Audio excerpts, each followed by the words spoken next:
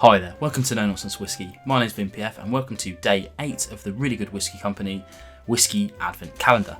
Let's get straight into door number 8 and see what we've got behind that little flap, shall we? Ooh. Yeah, this one's all nicely lined up, he says as he struggles to get it. I get the feeling this would be easier if it was on its back, but okay. Yep, alright, fair enough.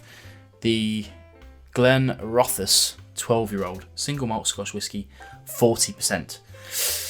Now, usually I like to go into these things, somewhat objectively. That's kind of my professional stance with whiskey videos. I don't tend to drop too much of my own personal opinion in my actual reviews because I want to give everybody the opportunity to. And I don't think, and being real with you guys, I don't think that being negative is a good way to be. You should always try to have a positive spin on things. That said, I don't traditionally get on with Glenrothes. I've had a couple of bottles in my time before I started the channel, and I was always fairly disappointed in them after having bought them. So, I'm going to try my hardest to provide a kind of objective approach to this kind of wee review, but we shall see. We shall see. Okay, so yeah, we've got the Glenrothes 12-year-old. I haven't actually tried this whiskey before. Some of the ones I tried before were mostly no age statements, but let's get at it. I will say as well, 40% doesn't fill me with much hope. Not that there's anything wrong with 40% whiskies, of course. If the price is right, we're all happy, but...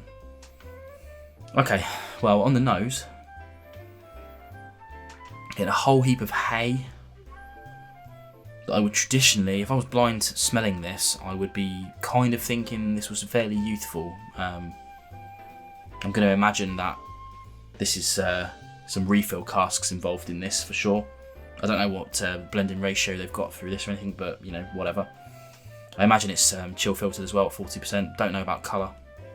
Could be, couldn't be. Not getting a whole heap of this. Some kind of like melony vibes going on. Melons. It's quite quite juicy. It's not a bad nose by any stretch, but not a bad nose. It's not lighting my world on fire as well, but it's pretty good. It's pretty good. Definitely sniffable. Let's try the palate and see what we've got there.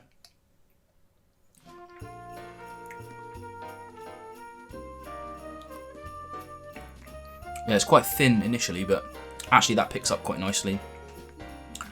There's some fragrant fruitiness going on, and some spiciness on the back end. I need another sip of that, I think.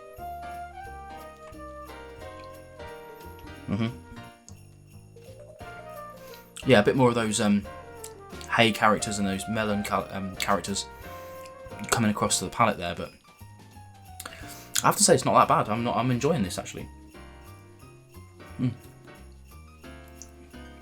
Now, just like yesterday's one, the Antiquary, I'll have to learn how to say that, but it's it definitely doesn't light my world on fire at all, but it's certainly not bad.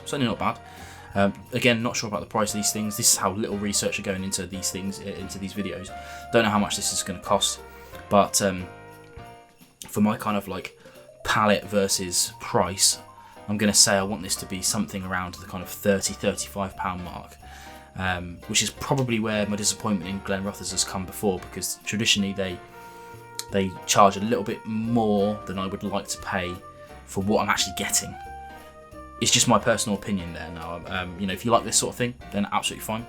I'm happy to drink this. Happy to drink this, but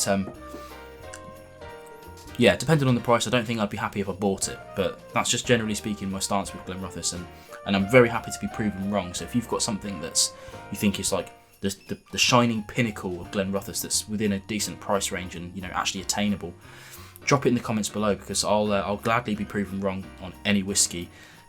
If I've said I don't like a certain distillery or whatnot, always happy to be proven wrong. So yeah, please do that. In any case, let's move on to the next day, day 9, and we'll see what we've got, and I'll catch you tomorrow.